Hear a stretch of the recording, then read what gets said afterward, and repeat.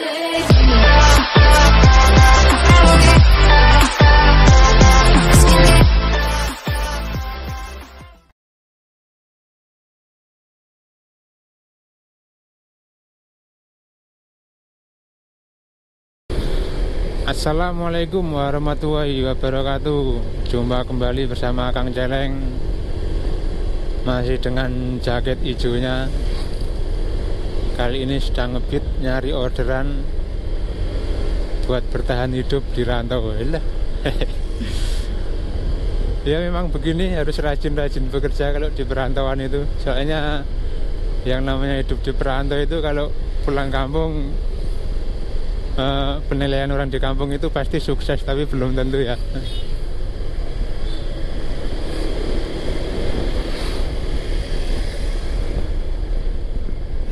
Persimpangan harus hati-hati, rawan kecelakaan. Ngomong-ngomong kecelakaan, kemarin pas di depan mata saya ada pengendara motor nyebrang, nggak lihat-lihat langsung diterjang mobil. Untungnya cuma motornya aja yang parah, orangnya nggak apa-apa. Ngomong-ngomong kecelakaan, kali ini saya akan coba sedikit memberi tip kepada teman-teman semua, barangkali yang belum paham. Saya sendiri sebenarnya juga nggak paham, nggak belajar, cuman belajar dari pengalaman di jalan. Bukan belajar dari buku, dari dokter, bukan ya.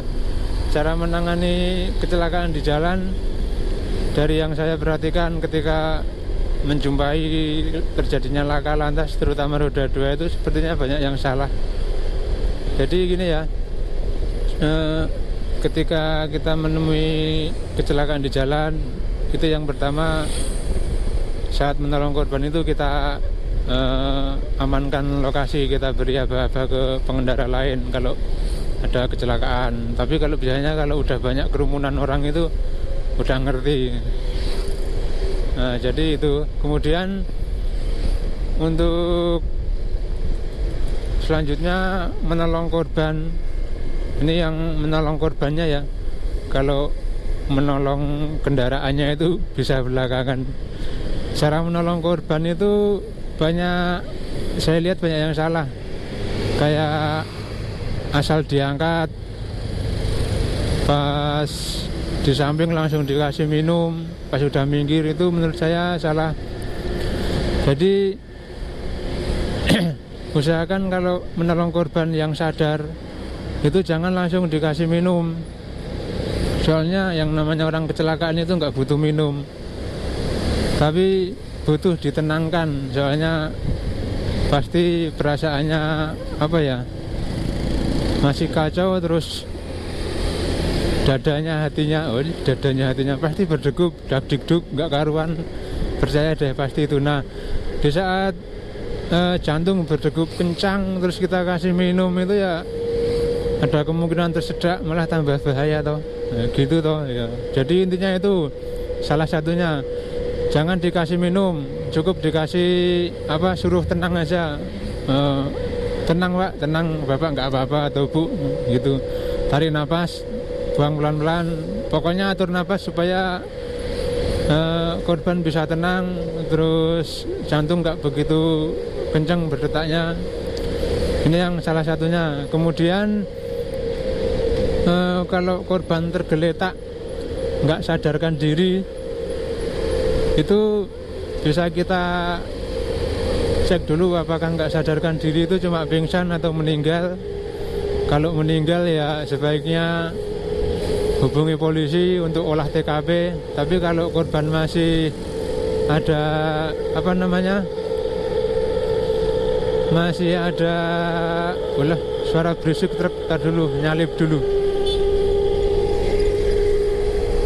Kalau korban masih hidup, langsung, kalau sekiranya kelamaan nunggu ambulan, stop kendaraan yang lewat. Usahakan kendaraan bak terbuka ya, kendaraan bak terbuka, jangan mobil pribadi. Soalnya kalau mobil pribadi itu nanti masukinnya susah, malah tambah bikin parah, barangkali ada patah tulang. Terus kemudian usahakan mobil pribadi, terus pas ngangkat korban itu usahakan paling enggak 6 orang, kaki 2, di badan 2, agak di bahu 2, sama megangin kepala. Jadi kalau misalkan ada bagian tubuh yang patah itu enggak tambah parah, langsung segera bawa ke rumah sakit terdekat. Kalau seandainya nunggu ambulan kelamaan, soalnya setiap detik itu nyawa. Nah kemudian kalau untuk korban korbannya sadar, itu jangan langsung diangkat juga, kita tanya dulu apakah ada bagian tubuh yang merasa sakit sekali, atau mungkin bisa dirasakan barangkali ada bagian tubuh yang patah tulang atau gimana, jadi kita tidak salah mengangkat begitu. Terus kemudian ya itu tadi, kalau untuk mengangkat mengamankan ke pinggir itu usahakan jangan mentang-mentang kuat cuma berdua, bertiga terus diangkat kakinya, pegang kakinya kayak orang mau ngelempar sampah gitu, jangan. Nanti malah kalau ada bagian yang patah malah bisa fatal akibatnya. Atau kalau bisa, kalau ada papan atau apa, gunakan itu untuk korban yang patah tulang gitu. Jadi untuk dasar-dasarnya aja ya, untuk sekedar pengetahuan. Kalau untuk lebih detailnya, untuk lebih lengkapnya ya mungkin ada ahlinya. Jadi kira-kira seperti itu kurang lebih. Paling enggak ketika kita menemukan korban laka lantas dan kita lihat enggak ada yang profesional menangani, ya kira-kira seperti itu. Jadi intinya jangan gerusa-gerusu ya. Oke, sekian tip dari saya. Kalau ada yang salah mohon koreksi, kita belajar bareng-bareng. Benar, saya tunggu koreksinya. Jangan lupa subscribe, klik lonceng, ikuti terus video saya. Semoga bermanfaat.